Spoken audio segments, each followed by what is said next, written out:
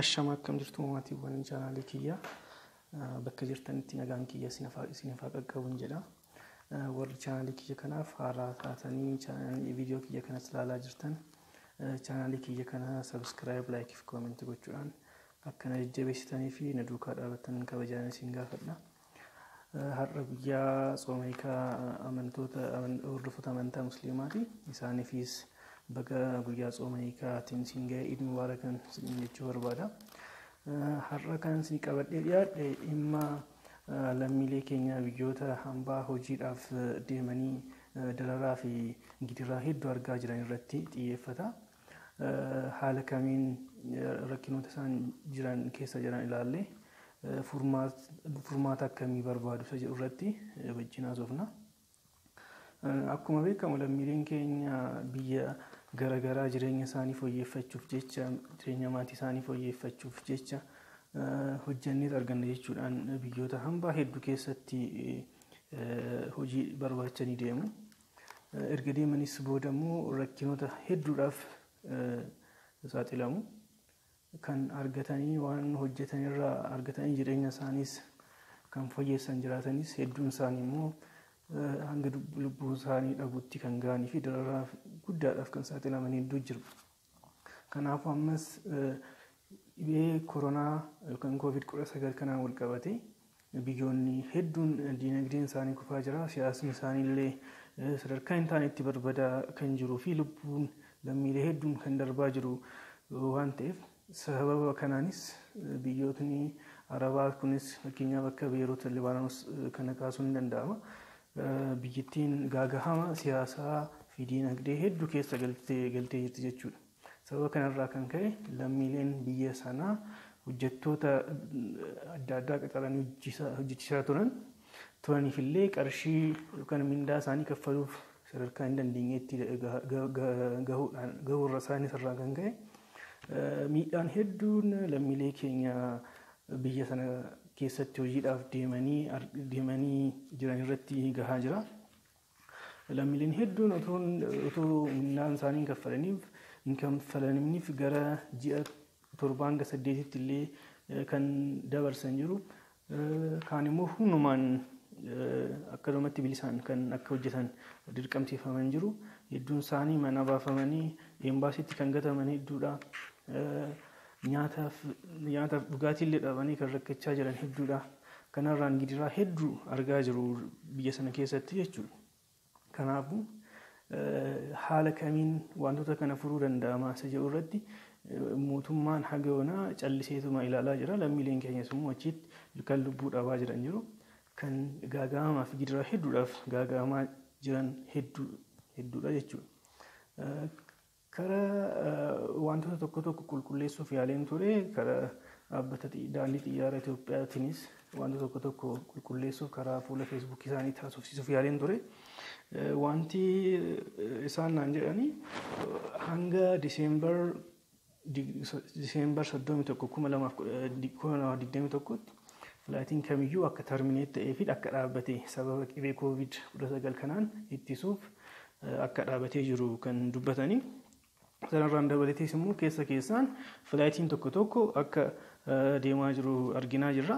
Wanti qulqulluun seeraan isaanis qulqulleessanii uummataaf yookaan immoo imaltoota isaaniitiif kaahan hin jiru. Kanaafuu sababa kanarraan kan ka'e lammiileen keenya dararaa guddaa keessa jiru jechuudha. Hedduun isaanii sadarkaawwan nyaatan illee dhabanii rakkoon hagana hin jedhamne dubbachuuf illee namatti ulfaatu, viidiyoodhaan illee dhiyeessuuf namatti ulfaatu irra gahaa jira jechuudha. Kanaafuu mootummaan lammiilee isaa bakka jiranitti nageenya isaanii eeguudhaaf dirqama guddaa qaba.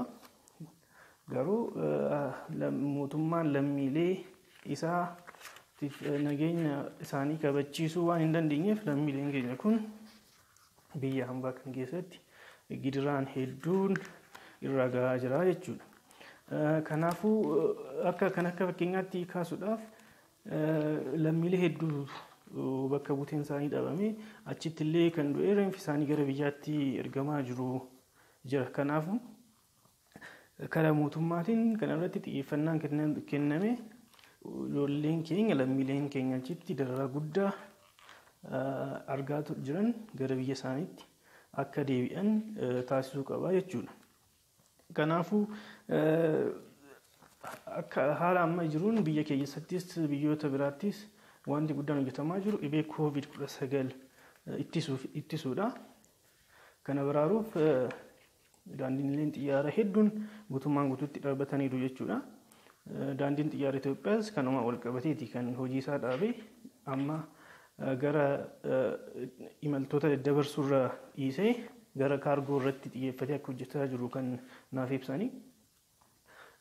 Karammoo mootummaa keenyaatiin laafinni jiru akkuma jirutti ta'ee daandiin xiyyaara Itoophiyaa kanaan dura imaltootaaf gatiin filaayitii lamaa yookaan dhaqaa galaa tikeettiin qarshii doolaara Ameerikaa 450 hanga 500 ture. Sababa hin beekamneen doolaara Ameerikaa 680 akka ta'u kan murteessee taarifa kanaanis namoota haga ta'e keessaan dabarsaa akka jiran kan information nagaya. Kanaafuu daballiinsa maalirratti xiyyeeffatee hundaa'ee akka ta'es hin beekamu.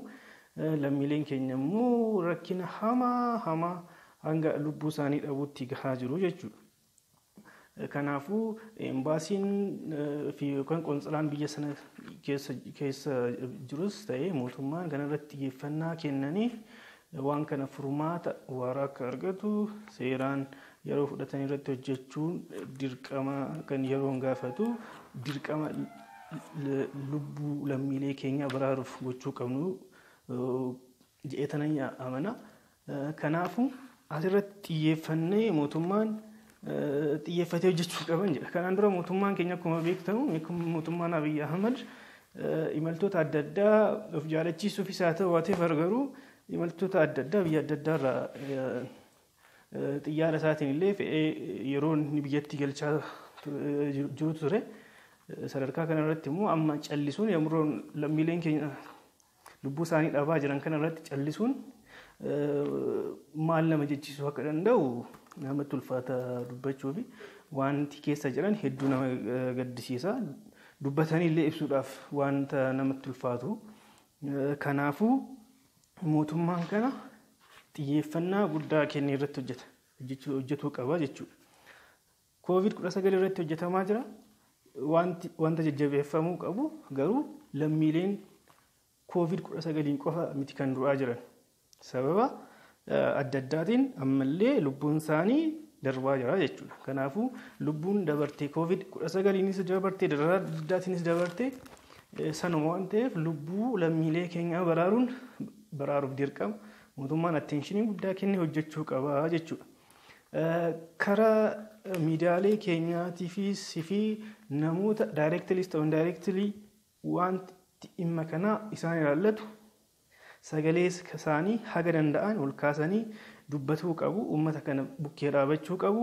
Miidiyaaleenis wanta rakkina jiru kana saaxilanii qaama dhimmi ilaaluuf dhiyeessanii murteen ariitii qabu kennamee lammiileen keenya kun rakkinaa fi gidiraa hamaa amma keessa jiranirraa akka ba'an waan gochuu qaban dirqama isaanii bahuu qabuun jedha. Kanaafuu wanta hedduu nama gaddisiisu dubbachuufis ni ulfaata. Kanaafuu wantoota irraa barbaachisu bahachuu qabuun jedha. Akkuma beekamu lammiileen keenya kun mindaa haga doolaara 150 fi 200 kan argatan jiraachuu danda'u.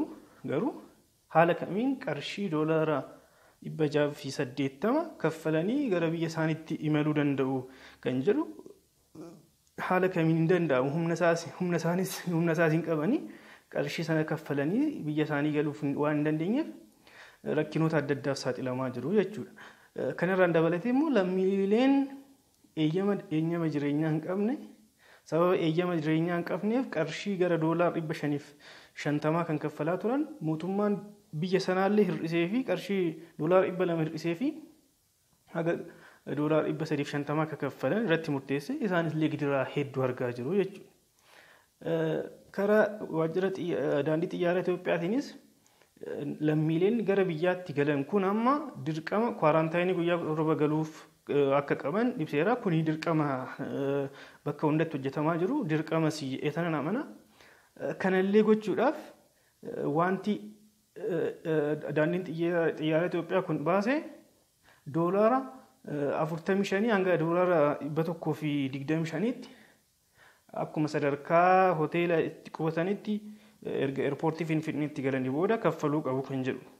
Kunis kaffaltiin kun dirqama isaaniin cover ta'uu waan hin dandeenyeef lammiileedhuma keenya kanaan cover ta'uu danda'a. Garuu haalota kana mijeessanii haala qarshii sanallee haala standaardii isaaniitiin haala qabaniin humna isaaniitiin akka itti fayyadaman wantoota tokko sirreessuu fi deeggarsa barbaachisu godhuunillee dirqama jechuudha. Kan lammiilee kanaaf wantoota tokko tiraanziitii filaayitii kanallee mijeessanii fi kan akka biyyatti kan galan kan hojjechaa jiran yoo jiraate jechuudha. Kanaafuu wantoota kanarratti namootni sagalee qabdan miidiyaaleen adda addaa sagalee isaanii ageessistanii fi sagalee isaanii ol kaastanii gaafachuudhaan rakkina kana saaxiluudhaan akka mootummaan dafee ariitiidhaan furmaata tokko laatu akka gootan kabajaan isin gaafadha.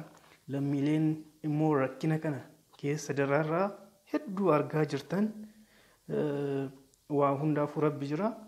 Rabbi waliin immoo haga dandeessan wal cinaa dhaabachuun wal bukkee jiraachuudhaan haga dandeessaniin akka wal qarqaartan akka wal jajjabeessan kabajaan isin gaafadha. Waa hundi keessanii darbama Rabbi jira. Kanaafuu abdii horadhaa abdii qabaadhaa wanti hundi bakka duraatti sirraa gara biyya keessanittis nagaan ni galtu jedhee sanan abdii qaba. Kanumaan isin jechuu barbaada. Nutis bakka jirrutti Rabbi isiniif kadhannaa waan dandeenyuu fi gochuu dandeenyu hundaan isin bukkee jiran jechuu barbaada. Waan dhaggeeffataniif hedduu galatooma. Irra deebi'ee warra hordoftoota amantii musliimaatiin baga ayyaana tsooma hiikaatiin singee Eid Mubaarak jechuu barbaada. Nagaan naaf ta'a. Warri viidiyoo kiyya kana chaanaalii kiyya kanas akkana jajjabeessitan na bukkee dhaabattan subscribe fi like gochuudhaan akkana bukkee dhaabattan yaadaa fi gaaffii qabdanis inbox akkanaaf gootan kabajaan isin gaafadha. Waan dhaggeeffataniif hedduu galatooma. Hanga torbanitti nagaan naa tura.